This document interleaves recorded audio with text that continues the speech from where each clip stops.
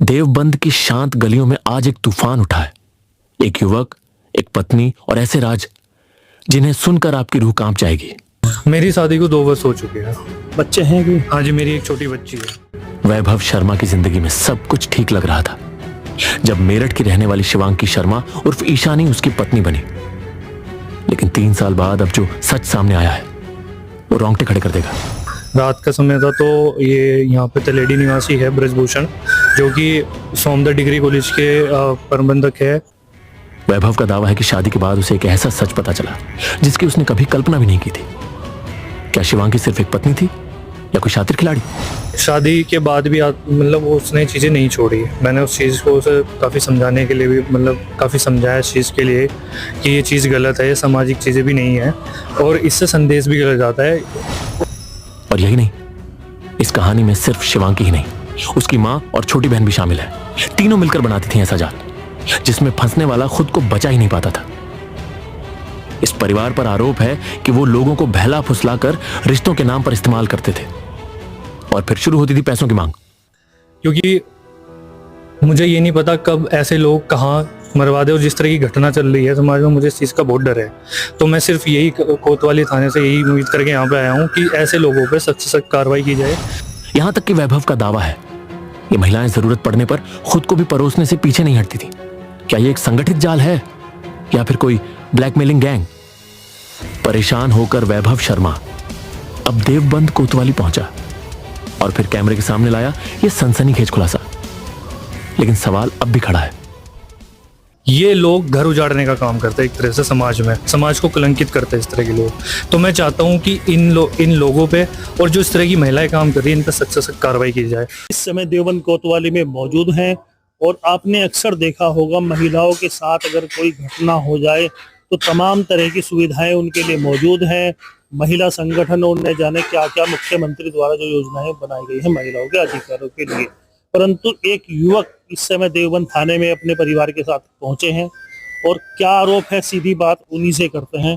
क्या है पूरा मामला, बताएं, अपना नाम बताएं। मेरा नाम वैभव शर्मा है, मैं थाना देवबंद का रहने वाला हूँ, रेलवे रोड। मसला ये है कि जो मेरी पत्नी है उसका शादी के बाद से और शादी से पहले भी नए नए गैर लोगों से संबंध था और शादी के बाद भी वो उसने चीज़ें नहीं छोड़ी। मैंने उस चीज़ को उसे काफ़ी समझाने के लिए भी काफ़ी समझाया इस चीज़ के लिए कि ये चीज़ गलत है, ये सामाजिक चीज़ें भी नहीं है और इससे संदेश भी गलत जाता है और लोगों में भी। दूसरा परिवार ऐसे चीज़ों से नहीं चलता जिस हिसाब से आप चलाना चाह रहे हो। तो वो क्या करती, जैसे ही वो रात कभी अपने दोस्तों से बात, कभी किसी से उल्टी सीधी बातें, मैं अगर इस चीज़ के लिए समझाया कि ये चीज़ें गलत है तो उसने मुझे धमकी तक दिलवाई, जिसमें उसका परिवार भी इस चीज़ में साथ देता था। जो कि उसकी मम्मी है वो उसका साथ देती थी, उसके पापा और कुछ जिन पुरुषों के साथ संबंध था वे लोग भी इसमें इसका साथ देते थे। यहाँ तक कि उसका जिन पुरुषों के साथ संबंध है उन्होंने मुझे धमकी तक भी दी है, जिसमें एक तो अभी कल रात ही मेरे पास उन्होंने धमकी दी है।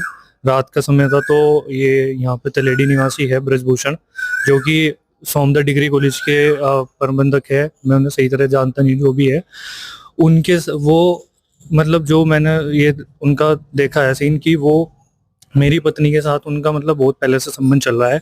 रातों उनसे बात होती है, जबकि उसका कोई ना वो रिश्तेदार लगते ना कोई उनके परिचित है किसी भी तरीके से। और वो मैंने जब उन्हें बोला कि आप मेरी पत्नी से बात क्यों करते हो, क्यों आप उसका क्यों आपने मेरा घर उजाड़ा इस तरह, तो कहता है कि जो तुम्हें करना है कर लो, मैं इस चीज़ से नहीं डरता। मैंने उन्हें यहाँ तक बोला कि मैं तुम्हारे खिलाफ कानूनी कार्रवाई करूंगा, मैं थाने जाऊंगा, कोर्ट जाऊंगा। उसने कहा तू जहाँ जाएगा मैं तुझे मारूंगा। उसने मुझे जान तक मारने तक की धमकी दी, मेरे पास उसकी रिकॉर्डिंग तक ही है। तो आज मैंने इस चीज़ की यहाँ पे थाने कोतवाली में उनके खिलाफ तहरीर भी दी है, क्योंकि मुझे ये नहीं पता कब ऐसे लोग कहाँ मरवा दे, और जिस तरह की घटना चल रही है समाज में, मुझे इस चीज़ का बहुत डर है। तो मैं सिर्फ यही कोतवाली थाने से यही उम्मीद करके यहाँ पे आया हूँ कि ऐसे लोगों पे सख्त से सख्त कार्रवाई की जाए जो एक गैर औरत के साथ संबंध बना के, किसी की पत्नी के साथ संबंध बना के उसका घर उजाड़ने का काम करते हैं, उसकी जिंदगी खराब करने का काम करते हैं। इन लोगों पे सख्त से सख्त कार्रवाई की जाए, बस मैं उम्मीद करता हूँ। आपकी शादी को कितना समय हुआ? मेरी शादी को 2 वर्ष हो चुके हैं। बच्चे हैं कि? हाँ जी, मेरी एक छोटी बच्ची है। उसने उस बच्ची का भी फ्यूचर नहीं देखा। मैंने उसे काफी समझाने की कोशिश करी, उसे लाने की भी कोशिश करी, पर उसके घर वालों ने भी मेरे साथ मारपीट करी कि हम इसे नहीं भेजेंगे। यहाँ तक जो मुझे उनकी चीजें पता चली है कि उनका कुछ और लड़कों से भी संबंध है वहां पर, उन्होंने कुछ और लड़कों से भी पैसा हटाया, उसकी मम्मी ने मेरे से भी पैसे उधार लिए हुए हैं जो उन्होंने मेरे भी नहीं दिए, और यहाँ तक मेरे खिलाफ झूठी कार्रवाई तक उन्होंने करी है कि क्योंकि जो आरोप आप अपनी पत्नी पर लगा रहे हैं, कुछ साक्ष्य है आपके पास, इनका सबूत है कुछ? हाँ जी, मैंने जो मतलब जो मैंने बतौर उनकी मम्मी को पैसे दिए थे वो मैंने बतौर हाथ दिए थे। मैं एज ए इंजीनियर वर्किंग हूँ और मैं इस चीज़ का प्रूफ भी कर सकता हूँ कि मेरी इनकी कमाई है। तो आपकी जॉब में है?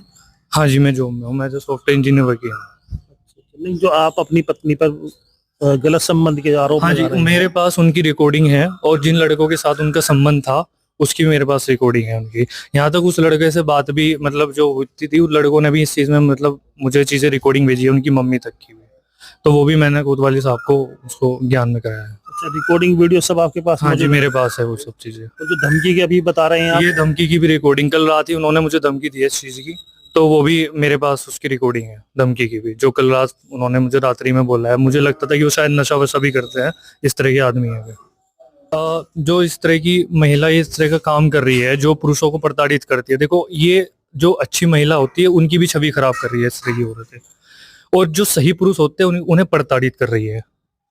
और ये जो गैर लोग हैं जो इनके साथ लगे हुए हैं, ये लोग घर उजाड़ने का काम करते हैं एक तरह से, समाज में समाज को कलंकित करते हैं इस तरह के लोग।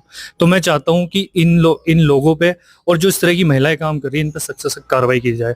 पुरुषों के लिए कोई आवाज नहीं उठाता आज तक, इतने पुरुषों के मर्डर हो रहे हैं, बताओ चीजें चलती है और खत्म हो जाती है, कुछ नहीं पता अभी तक। मुझे तो अपना भी कुछ जान का डर है इस औरत से, क्योंकि जब उसने रात मुझे धमकी दी कि तू कहाँ भी जाएगा मैं तुझे वहीं मारूंगा, मैंने कहा मैं थाने जाऊंगा, तो उसने कहा मैं तुझे थाने में मारूंगा, मैंने कहा मैं तुम्हारे खिलाफ कोर्ट में कार्रवाई करूंगा, उसने कहा मैं तुम्हें कोर्ट में ही मारूंगा। तो बताओ, ये प्रशासन को भी कुछ नहीं समझ रहे इस तरह के लोग, इन्हें इतना चीजों में इतना आगे जा चुके हैं कि मतलब मैं बयान नहीं कर सकता चीज। मतलब आम आदमी अगर सही से शांति से अपने परिवार के साथ जिंदगी बिताना चाहे, अपने बीवी बच्चों के साथ, तो इस तरह के लोग औरतों को ऐसे बहलाते फुसलाते हैं, और इवन खुद औरत अपने पति का साथ ना देकर ऐसे लोगों का साथ देती है।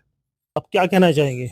मैं तो ये चाहता हूँ कि इसकी जान बच जाए, क्योंकि मारने वाले हैं हमें लोग, जो दूसरे के संबंध बनाती है, दूसरे साथ में रहती है, तो इसे रखेंगे कहाँ, तो मार देंगे, निपटा देंगे इसको। तो मैं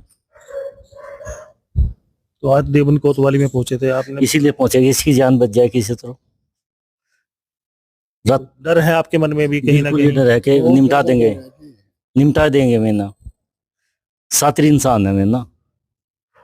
आप देखते हैं 3 पीढ़ी इस समय देवबंद कोतवाली में मौजूद है, और कहीं ना कहीं साफ डर इनकी आंखों में नजर आ रहा है।